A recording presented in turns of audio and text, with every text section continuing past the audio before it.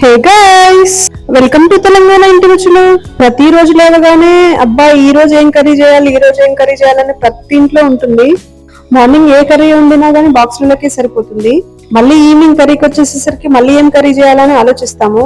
Of course అందరం evening టైంలో eggs చేస్తాము. అలానే ఎగ్స్ కర్రీస్ సేమ్ ఒకేలాగా చేస్తే అస్సలు తినలేరు. ఈ ప్రాబ్లం మా ఇంట్లోనైనా లేకపోతే మీ ఇంట్లో కూడా ఉంటుందో కామెంట్ లో చెప్పండి. అలాంటి వాళ్ళందరికీ ఎగ్తో ఒక మంచి రెసిపీ చూపిస్తాను రండి. నేను చూపించబోయే ఎగ్ కర్రీ చాలా టేస్టీగా చాలా హెల్దీగా ఉంటుంది. చూసేద్దాం రండి.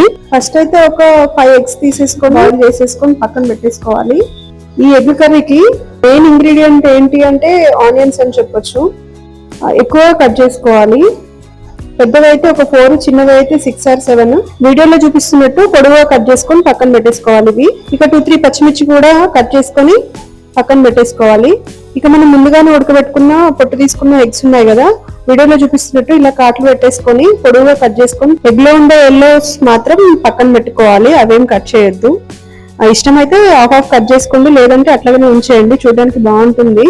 ఇలా పొడవుగా కట్ చేసేసుకొని అన్ని ఎగ్స్ పక్కన పెట్టేసుకోవాలి. ఇంకా చూసారు కదా 5 eggs కి ఇన్ని పీసెస్ వచ్చాయి. వీటిల్లో కట్ చేసేటప్పుడే సగం మింగేసాం అనుకోండి. కడాయి తీసేసుకొని దాంట్లో సరిపడా ఆయిల్ వేసేసుకున్నాము. అది కొంచెం వేడెక్కాక మసాలా దినుసులు వేసాను. కొంచెం చెక్క, లవంగా ప్లస్ సాజీర వేసాను. జీలకర్ర ఆవాలు వేయలేదు. దాంట్లోనే కట్ చేసుకున్న ఆనియన్స్ అన్ని వేస్తున్నాను. ఇంకా పచ్చిమిరకాయలు ఉన్నాయి కదా, అవి కూడా వేసాను.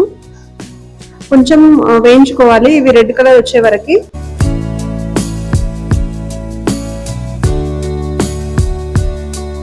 ఇక ఆనియన్స్ ఎప్పుడైనా కానీ సాల్ట్ ముందుగా వేసుకున్నాం అనుకోండి తొందరగా వేగిపోతాయి. అందుకే నేను సాల్ట్ ఫస్ట్ వేస్తున్నాను.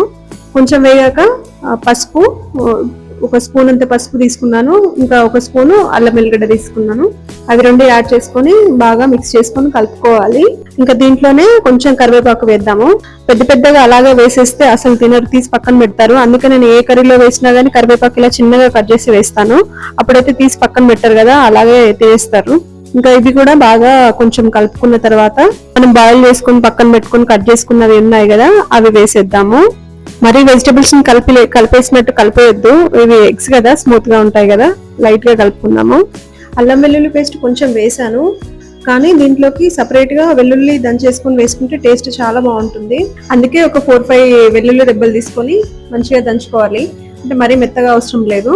ఇంకా దంచుకున్న పేస్ట్ అంతా తీసేసి ఎగ్ కర్రీలో వేసేద్దాము. ఇంకా దాంట్లోనే 2 స్పూన్స్ కారం వేసుకున్నాను. నేను ఆల్రెడీ ఉప్పు వేసాను కదా, అందుకే ఉప్పు వేయట్లేదు. ఇంకా ఎగ్లోకి తక్కువ సాల్టే పడుతుంది, అందుకే నేను ఉప్పు ఏం వేయట్లేదు. చూసి వేసుకోండి మీరు కావాలనుకుంటే.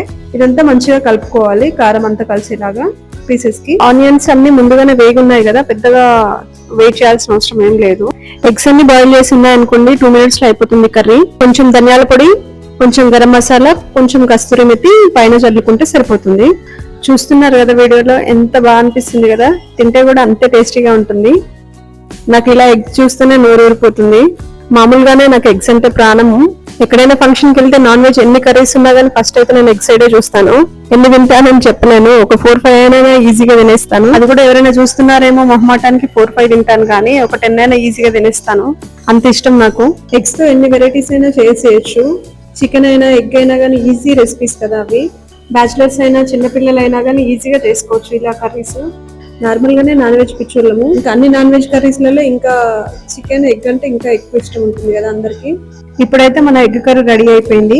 సింపుల్ గా టేస్టీగా బాయిల్ ఎగ్స్ తోని ఎగ్ ఫ్రై కర్రీ ఎలా ఉందో మీరు కూడా కామెంట్ లో చెప్పండి.